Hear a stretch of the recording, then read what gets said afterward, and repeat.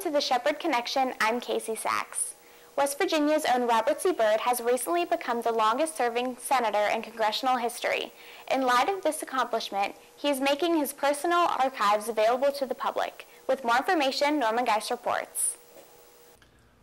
The Robert C. Byrd Center for Legislative Studies has a new resource, the Personal Archives of Senator Byrd.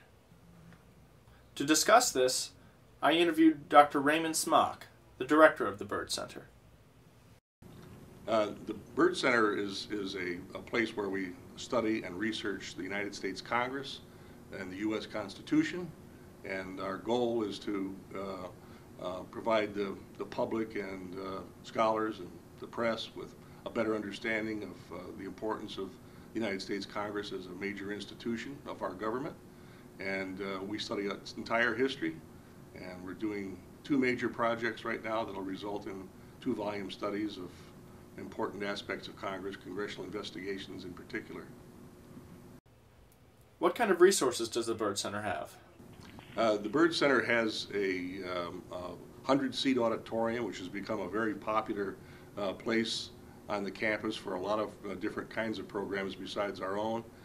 We have an archival facility, and we hold the papers of Senator Byrd, and we're still getting those, obviously, because he's still in office. And we have other political collections relating to members of Congress from West Virginia in particular, the Harley Staggers, who was a longtime member of the House, and Harley Staggers Jr. And we also have classrooms and a conference room. And but the main thing is our programs, which are held in the auditorium and in the classrooms, and our work in the archives, which goes on constantly out of sight, but we're making those papers available eventually for use by scholars, and also a lot of them will be eventually digitized and placed online. Well, anybody could come and look at the papers. Right now, as I said, they're in process, so a lot of it we're just now getting a handle on what's in each of these boxes.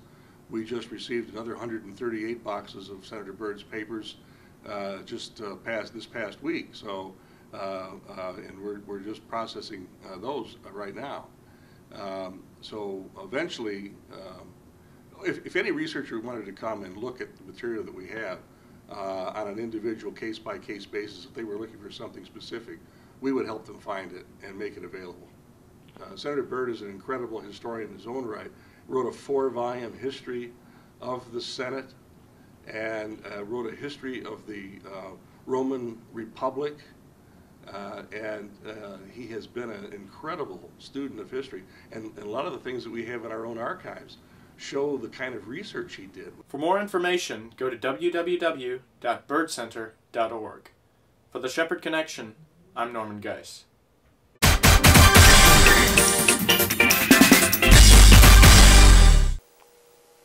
Every year, Battle for Shep Fest allows local bands the opportunity to compete for the coveted position of opening for a national act at Shepherd University's outdoor concert, Shep Fest. Amelia Farrell visited Battle for Shep Fest, as well as sat down with the winner.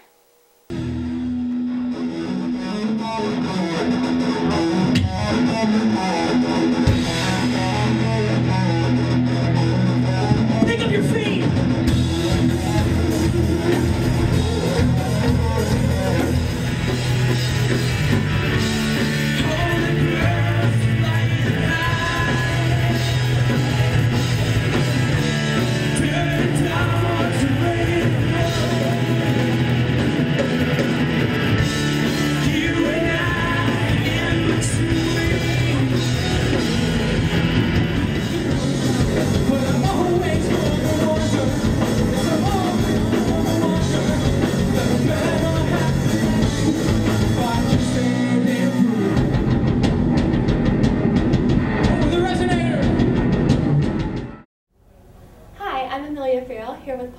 Recent winner of Battle for Shep Fest.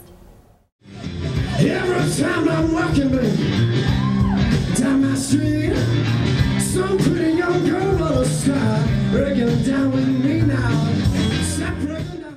So tell us a little bit about your experience in playing in the competition. They're kind of hesitant at first, you know, they've got their own stuff going on, but we talked it out. We practiced for a couple hours, and don't know, we felt really comfortable coming out and playing.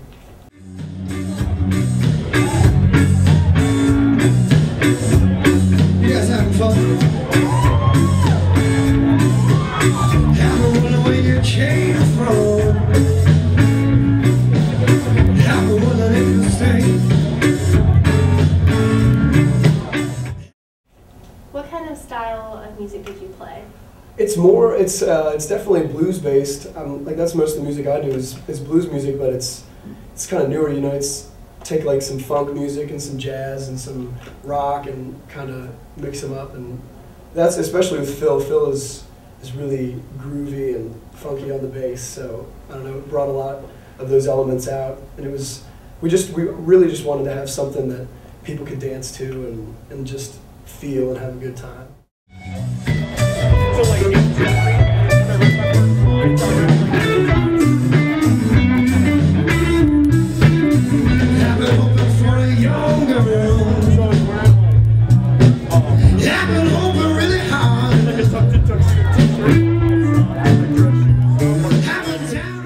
So why are you excited to play for Shep Fest this year?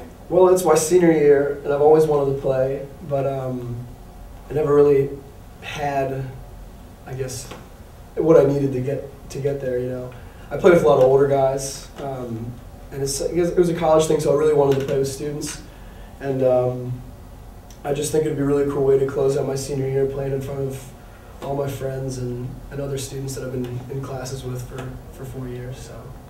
Well, thank you so much for being here with us today. No problem. It was fun. Do you have a Twitter or a website where people can find you? I have a couple, like MySpace. If you go to myspace.com/PaulFauMusic, all one word. Fau is spelled P-F-A-U.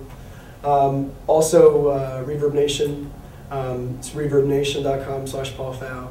And I do have a Twitter. I use it occasionally. I usually mostly use it to follow people that kind of inspire me, but it's pfau88 after twitter.com. So. All right, well, thank you. Thank you. And come out and see Paul Fau open for a national act at Shep Fest on April 18th. For Shepherd Connection, this is Amelia Farrell. The national artist which will be headlining this year's concert was announced to be We Are Scientists.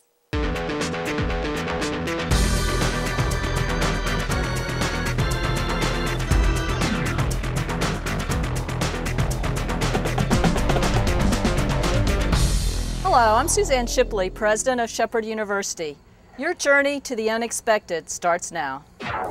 At Shepherd, you can expect the attention of a private liberal arts college, the resources and programs of a comprehensive university, all at the cost of an affordable public education.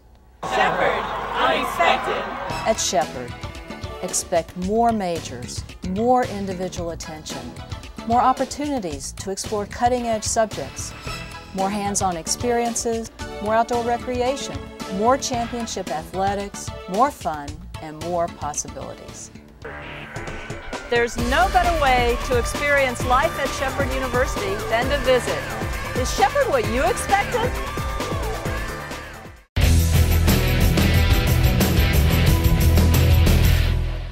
For the Ram Report, I'm Josh Nelson. I'm here with head women's basketball coach at Shepherd University, Coach Melanie Ford. Coach, congratulations on a successful year. How does it feel? It feels good. We spent the entire year working hard as a team, coming together with, being considered the interim head coach, having only one senior, and quite a few freshmen. We came together in the long run and really worked hard, finishing 7th place in the conference and going to the semifinal game in the conference tournament. Really paid off with the stuff that we did over the season, and I'm very proud of my girls. Now, going into this season, you were the interim head coach, and during the season, you got promoted to the official head coach. Talk to us a little bit about how that feels.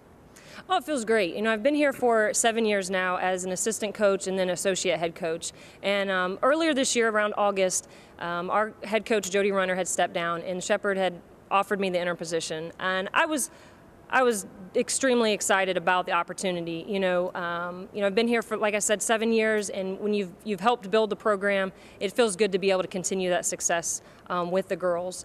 And then later this season, when they talked to me about taking over as the permanent head coach, there was no other answer than yes. It's been a wonderful year with these girls. developing them and them developing me as a head coach, and it just felt really good stepping into that position. And what made you want to get into coaching college basketball?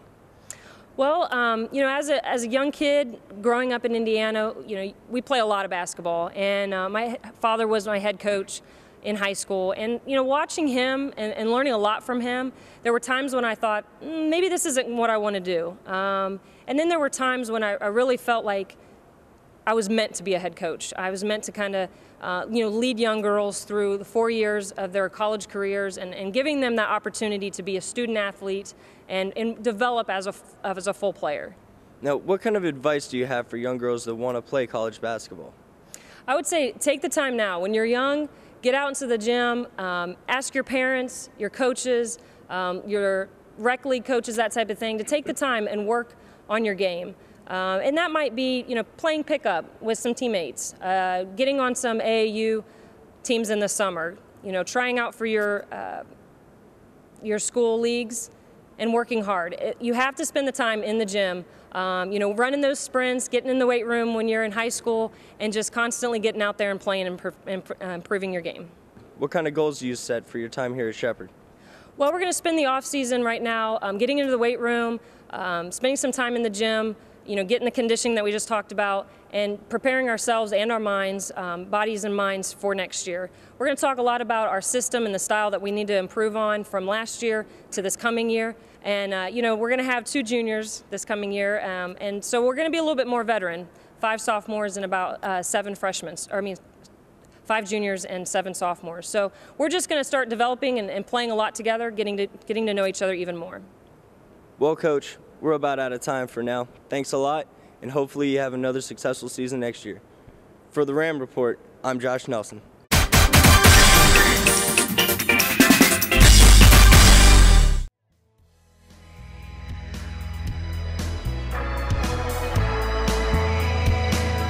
Shepherdstown Fire Department is all about service to the community.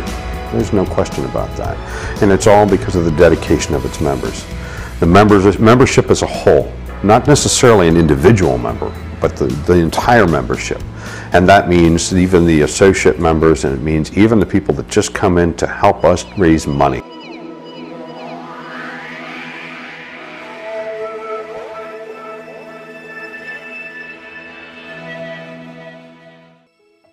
The town first began to consider fire protection in 1798.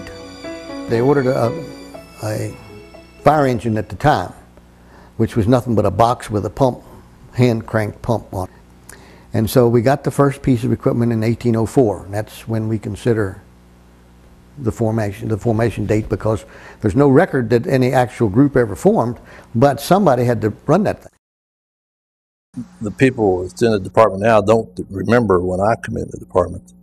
I come in the department, we were downtown in an old building, and the year after I joined, they renovated the building, and we had 2 engines, and that was all we had. And when Chief Morgan took over, then it started to go upgrade. About 1964, they added ambulances, started adding tankers to the calls, and purchasing new equipment and so on. It's come a long ways in the 49 years I've been in the department. Well, that's all for this edition of the Shepherd Connection. I'm Casey Sachs. Thanks for watching.